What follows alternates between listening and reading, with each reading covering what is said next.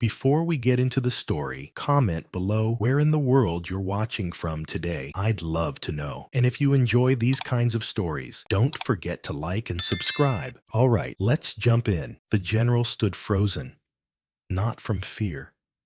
That had come and gone. What sat in its place now was heavier, like carrying the weight of ghosts in his chest. The stars beyond the cracked window no longer shimmered. They flickered, broken, like the fleet that once danced across them in perfect formation.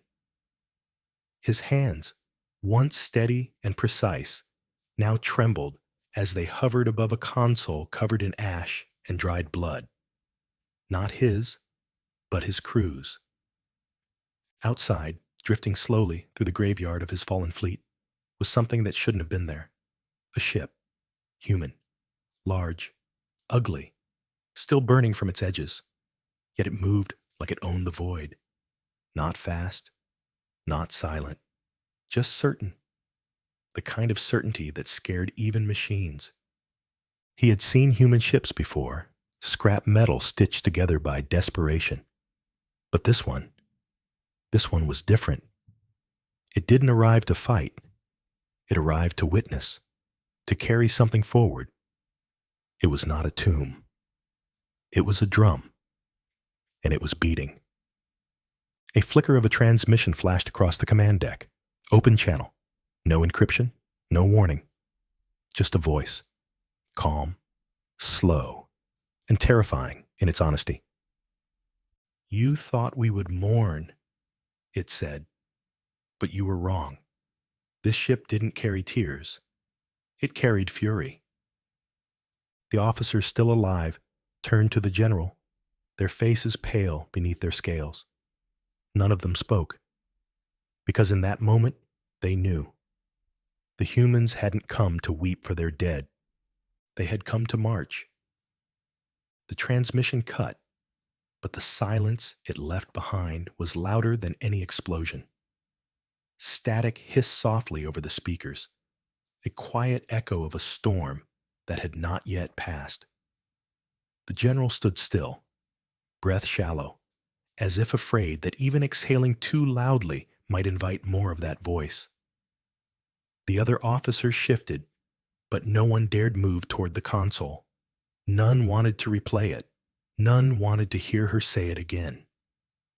They had seen the wreckage. That should have been enough. But it wasn't. It was what remained that chilled them to their bones. One warship, one human vessel, still floating, still moving, and worse, broadcasting. That meant it wasn't just surviving, it was planning. The general turned, finally, his eyes dark and sunken. "Run the numbers again," he ordered, his voice hoarse. An officer, with a split brow and shaking fingers, tapped nervously at the nearest console. "Confirmed, General. The human force was a single battle group, 11 major vessels, 5 support craft, one," he hesitated, "one primary flagship, the one that's still out there. Losses? Our side?" The officer swallowed hard. 83 capital ships destroyed. Over 400 support vessels. Stationary platforms all disabled. 2 planetary relays gone, and... His voice cracked. "And we lost contact with the relay network in Sector 4. No signal. Not even debris." "Gone," the general murmured, eyes narrowing. "Just gone." That was the problem. The worst kind of enemy wasn't the one that fought you. It was the one that rewrote the rules as it bled. The human flagship had arrived last. It didn't fire first. It didn't lead the charge. It came after the screams, after the chaos, like a wolf entering the forest after the trees had already caught fire. No formation, no escort, just one scarred ship, held together by what looked like rust and vengeance. They'd laughed when they saw it. On the fleet-wide scans, it appeared as an outdated relic, something that should have belonged in a museum, not a battlefield. Until it got closer, until the scans failed, until the first strike hit and took out their entire forward communications array. It hadn't used weapons, not at first. It had used sound, frequencies, earth tones, songs, echoes, static mixed with whispers in languages that had been dead for centuries. Some of the junior officers on the bridge had bled from the ears. AI relays fried. Drone systems turned on themselves. At one point, one of their cruisers began broadcasting human nursery rhymes, ancient, nonsensical verses, on a loop across all command channels. No one knew what the message was, but that didn't matter, because the point wasn't understanding. The point was infection. They didn't just destroy our ships, the general whispered.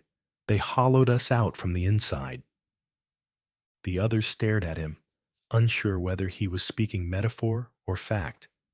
The truth was, he didn't know either. He approached the viewport again. The human warship continued to drift. Still untouched, still proud. Its hull was blackened, edges jagged like broken bone. No insignia, no fleet designation, just an image painted across its side in flaking red. Something simple, but terrifying. A boot pressing down on a skull. Not just war, a promise. The general second in command stepped forward, voice low and cautious. Why didn't they finish us? It was a fair question. They had the firepower, the strategy, the will. Why not press the advantage? Why not wipe them out entirely?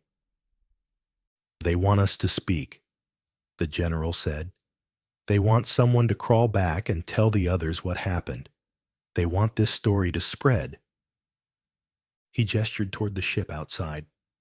That's not just a war machine. It's a warning beacon. They're not broadcasting to us.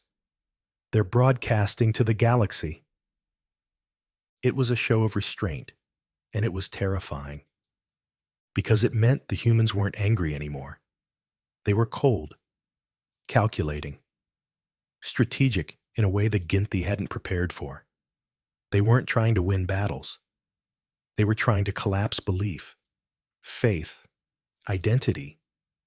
And if they could do that with just one ship, what would happen when more came? One of the junior officers, barely more than a cadet, stammered from behind the tactical screen. I found something from the initial scans. That ship, sir, it's not just a warship. I think it used to be a colony hauler. The room went quiet again. Say that again, the general asked, turning slowly. It's been modified heavily, but the frame, it's old, civilian, long-range cargo hauler, maybe repurposed. There are signs it was patched together from multiple crash sites. Sir, that ship wasn't built. It was salvaged. The general's mouth went dry. They hadn't even used real warships. They had taken what was left, the broken, the damaged, the forgotten, and turned it into something that made an empire bleed. If that didn't make the blood in your veins turn cold, nothing would. They didn't come to fight us, the general said slowly, voice shaking with realization. They came to show us that we're not safe. Not anymore. Not anywhere. He looked around the room, eyes sweeping across the surviving officers. You think they're going to stop after this? No one answered. He stepped back to the command console. The system's data feed blinked weakly. Half the sensors were down. The AI kept rebooting itself. Life support was holding, barely. The hull was stable, for now. But it wasn't enough. None of it was enough, because it didn't matter how many ships they had, or how advanced their tech was, or how long their empire had ruled the stars. It only mattered that the humans had reached a point where they had nothing left to lose. And when a species stops being afraid of death, you can't beat them. You can only hope they look away before they finish what they started. He looked back to the viewport, to that drifting monster in the void, and for the first time in his long military career, the general wished he had never heard of Earth. The general remained by the viewport, his reflection a ghost among the stars.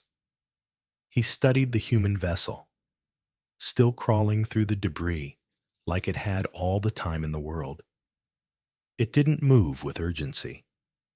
It didn't chase the broken survivors. It didn't even fire another shot. It simply was, and that made it worse. It was the kind of silence that made soldiers forget their training, the kind that turned steel nerves into shattered glass. Behind him, one of the consoles began to beep softly.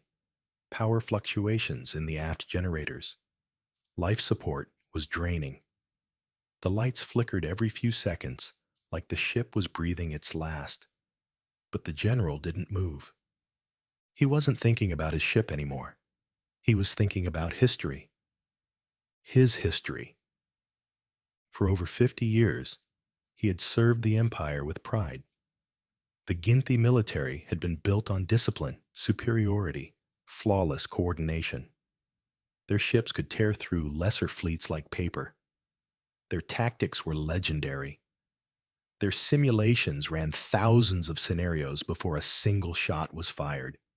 But none of those simulations had ever imagined a ship built from scrap and sorrow moving through their formation like a ghost.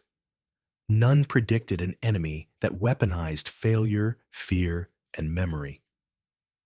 The general turned to the officer, still standing at the tactical station. "Pull the logs from the battle. All of it. Show me the moment they boarded the relay ship." The officer hesitated, blinking in confusion. "But sir, we have no visual records from the boarding." "Then, show me what we do have." A moment passed. Then the screen flickered to life again, this time with raw, shaky footage captured by internal sensors before the feed went dead.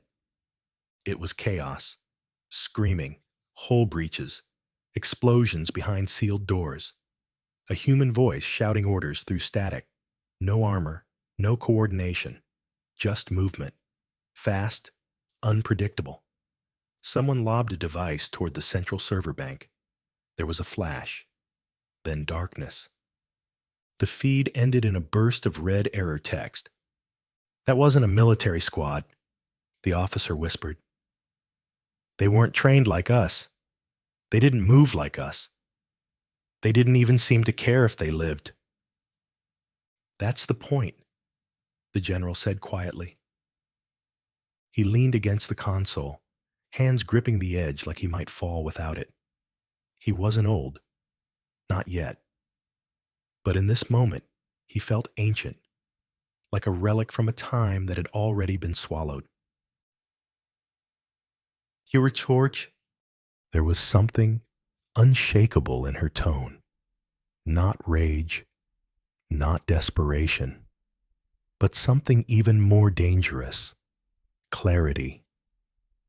She had spoken like someone who had already accepted death.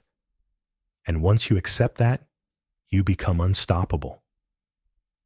The door behind them slid open with a hiss. A junior officer entered, blood drying on his cheek, one arm in a makeshift sling. "Sir," he said, eyes wide, "long-range scans just picked up something. You need to see this." The general followed him down the corridor, past injured crew members and sparking control panels, to the auxiliary ops room where 3 officers were hunched over a flickering table display. "What is it?" the general asked. "Multiple jump signatures," said one, voice barely above a whisper. "But not military." The screen showed the readings. At least 20 ships, maybe more, exiting warp in irregular patterns. Their IDs were inconsistent. Civilian tags, mining vessels, old patrol crafts from a dozen systems. None of them matched Resistance fleet designations. "What are they?" the general asked. "We don't know. They're patched together. Wrong angles, weird power outputs. Most of them shouldn't even fly, sir." He stared at the growing cluster, and then he realized they weren't ships. They were statements. Each one a story. A village burned, a colony enslaved, a family torn apart by the Empire's laws. Every scrap hull vessel was a page in a book the humans were now forcing the galaxy to read. "Do we have visual?" the general asked. "Yes, sir. Patching it through now." The view changed. The feed stabilized. And for a brief moment, there was only darkness. Then shapes began to appear. Ships that looked more like scars than machines. Painted symbols. Fists. Broken chains. Faces. Some hulls bore names etched by hand. Talia. New Dawn. Ashbone. Memory. One even had, for Ballora, 9 scorched across its side in blackened steel.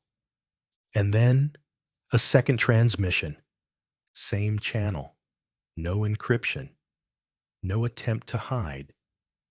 This time, it wasn't the woman. It was a child. A boy, maybe 12 years old. Pale face, quiet voice, sitting in what looked like a repurposed cargo bay, surrounded by wires and crates. "My name is Kieran," he said. "You took my brother 2 years ago. He never came back. So I built this ship. It barely flies, but it doesn't have to." He looked directly into the camera. "It just has to find you." The feed cut. The ops room fell into dead silence. Not because of the message, but because of what it meant. They weren't fighting an army anymore. They were fighting a memory with teeth. And memories don't stop when you shoot them. They crawl into places you can't reach, into thoughts, into dreams. They change what you believe is safe. The general looked at the wall display again. More ships were arriving. Dozens now. From every direction. None of them organized. None of them elegant. But every one of them aimed straight at the heart of the Empire. One of the officers finally spoke. "Sir, what do we do?" The general didn't answer right away, because for the first time in his life, he wasn't sure if there was anything left to do. Not when the people you hurt stop being afraid. Not when they learn how to fly on their own. Not when the ghost of what you did is piloting the ship that's about to land at your door. The general stared at the data feed as if by sheer will he could force it to change. He couldn't. Every second brought more pings, new arrivals from dark space, each marked by unfamiliar drives and unstable readings. They were coming from systems the Ginti thought abandoned, places razed and declared uninhabitable after the first conquests. Worlds with names their cartographers had stopped printing decades ago. But someone had survived. And those survivors had built ships. Bad ones. Ugly ones. But fast. And angry. The general ran a shaking hand over his mouth, his clawed fingers scraping against the roughness of dried blood he hadn't realized was still smeared across his skin. None of this made sense. Not to him, not to any of them. They had measured the humans by every metric that mattered: weapons, ships, military experience, strategic cohesion. And the numbers never added up to this. Because what they hadn't accounted for, what they couldn't predict, was this swarm of vengeance wrapped in steel and rust. The fleet forming outside their shattered system wasn't a military force. It was a funeral procession. And the humans weren't crying. They were marching. "Status on the long-range relays?" he asked, forcing calm into his voice. "Still jammed," one of the officers answered. "Every channel we open loops back with human interference. We tried narrowband, encrypted pulses, even old beacon codes. No response." "They're not just jamming us," another said quietly. "They're isolating us." And that was worse.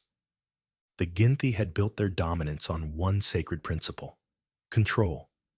Control of information, control of travel, control of fear. Every system they governed lived under the constant hum of surveillance and the heavy shadow of immediate consequence. Dissent didn't survive. Resistance didn't even form. But now, this human resistance wasn't trying to hide. They were daring the Empire to see them. One of the younger tech officers, a thin-limbed female with burn marks across her shoulder, looked up from her flickering terminal. "General, there's another broadcast." The room tensed like a pulled wire. He nodded slowly. "Put it through." The screen blinked to life, and there she was again. Commander Elena Hayes, not in a uniform, not even on a proper command deck.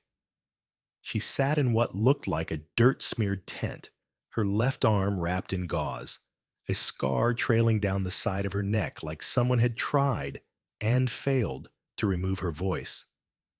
Her eyes met the camera, but she didn't speak right away. She just looked. It was like she could see them, all of them, through the walls, through the smoke, through the layers of thick metal and pride. And when she finally spoke, it was like steel dragged across old bone. "You thought we came here to die," she said. No one moved. No one breathed. "You thought that, after what you did to our cities, our families, we'd show up begging, wounded, weeping."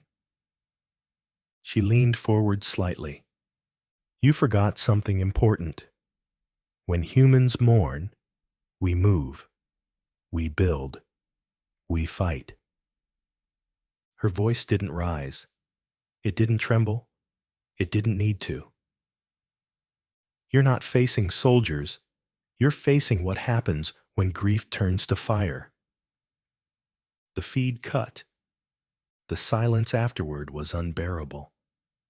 The general gritted his teeth, his jaw flexing with the effort not to shout, not to scream at his subordinates, not to blame them for this collapse. Because he knew the truth. It wasn't their fault. It was his. He had read the reports, had seen the first sparks of unrest months ago. The sabotage missions, the suicide ships, the hacked drones, the facility on Ballora 9, the one that started all this, had sent its final distress beacon just hours before it went dark. And he had ignored it, called it an anomaly. He had believed they had time, but time was never on their side. Not with enemies like this, not with humans. Behind him, the floor shook. A low rumble, like distant thunder rolling through steel. Some part of the ship's hull had failed. Again. Another panel burst in the ceiling, raining sparks and black smoke into the control room. The officers scrambled to respond, but the general stood still. This wasn't just structural failure. It was symbolic. The Empire wasn't crumbling.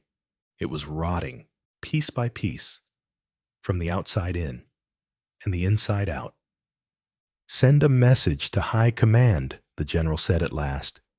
"Sir, tell them the situation is no longer tactical. Tell them we've entered an existential engagement." The room froze.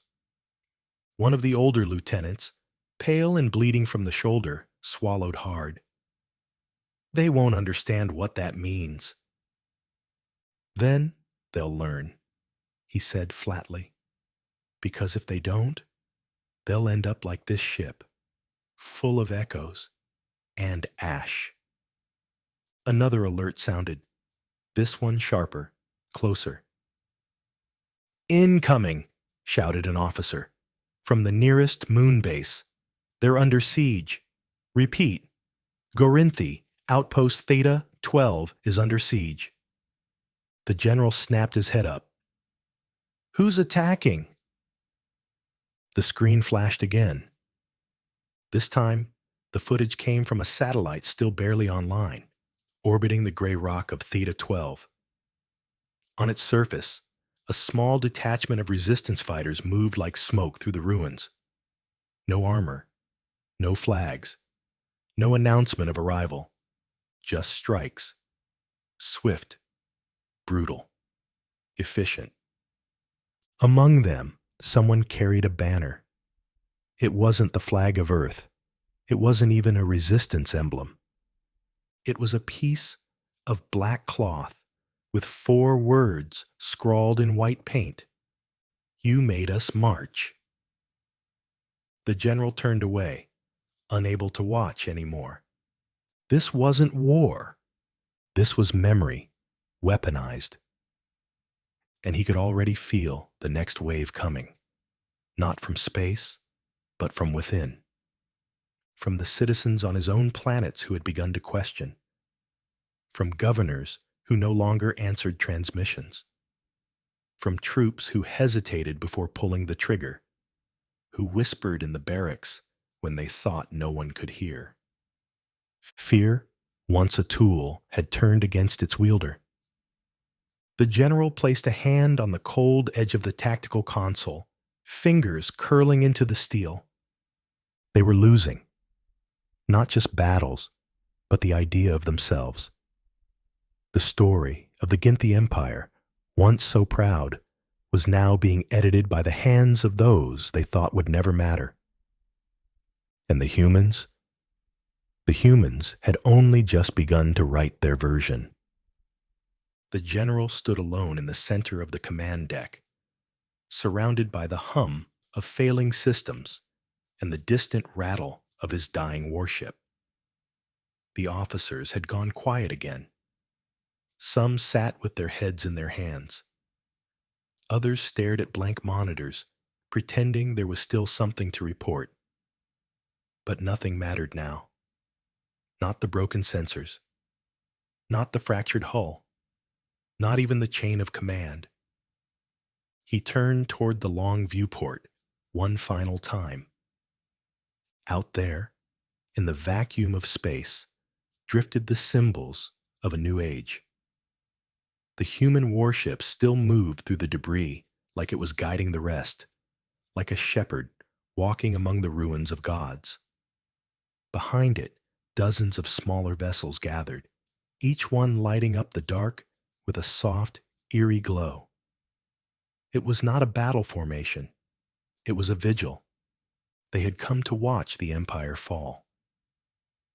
The general inhaled, slow and quiet. The air tasted of dust and power failure. "Shut down all non-critical systems," he said.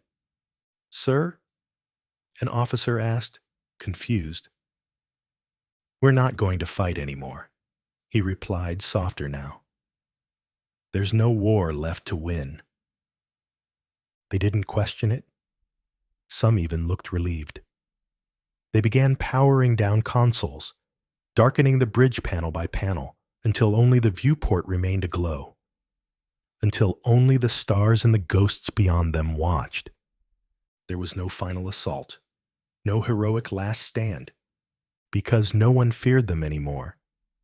And that, the general knew, was the real death of an empire.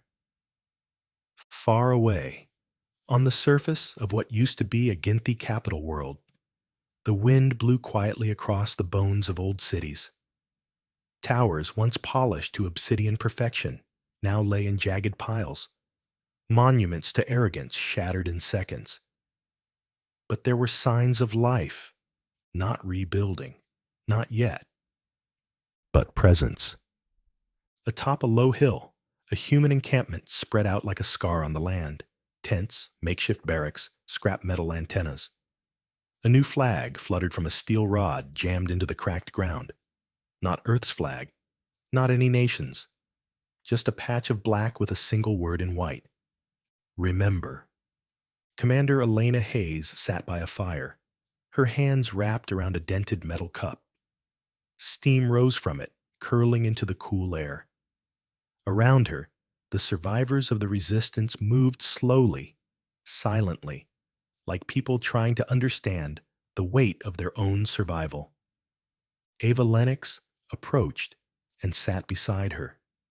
No words at first, just the quiet understanding of shared scars. "They've stopped broadcasting," Ava said eventually. Elena didn't look up. "Of course they have." "You think it's really over?" Elena sipped from her cup. The liquid burned her throat. "Number? Not really. But it's done enough for now." Ava nodded slowly. "We got a message this morning. From the outer sectors. Some Ginthi colonies are surrendering. Some governors are offering power share agreements. Even a few who want to help rebuild." "Out of guilt?" "Out of fear," Ava said. "But maybe fear's enough to start something better." The fire crackled between them.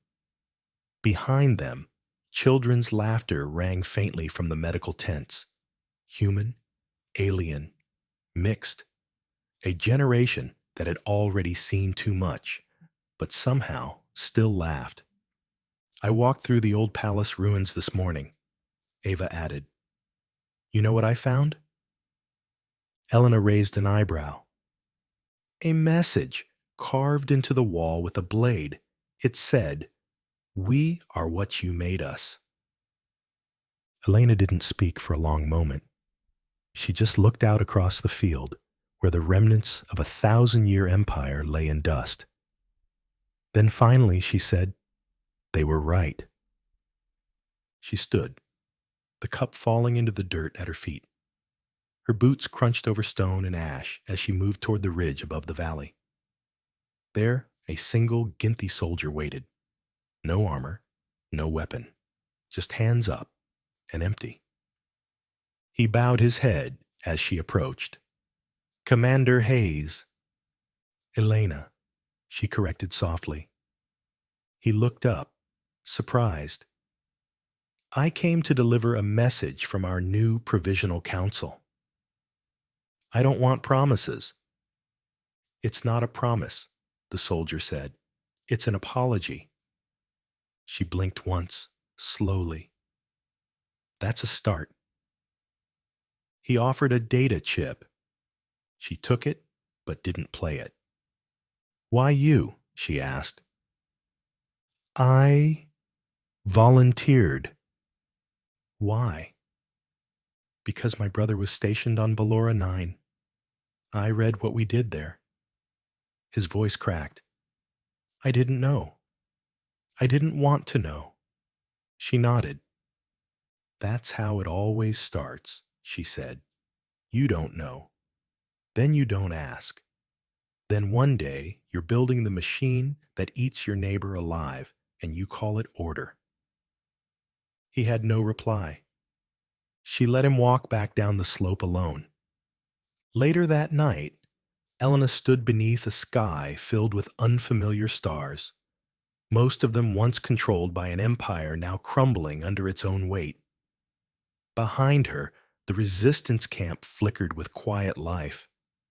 There were no victory chants, no celebration, just tired hearts, finally allowed to breathe. She looked down at the data chip still in her hand. She considered playing it. She didn't. Not tonight. Instead, she dropped it into the fire. Let them say what they wanted. Let them hold their meetings, rebuild their worlds, rename their governments. She wasn't here to listen anymore. Her war was over, but her memory wasn't. And she'd made sure the galaxy would carry it long after the last starship turned to rust. Because in the end, the Ginthi were right about one thing. Grief doesn't just break. It builds, and it marches.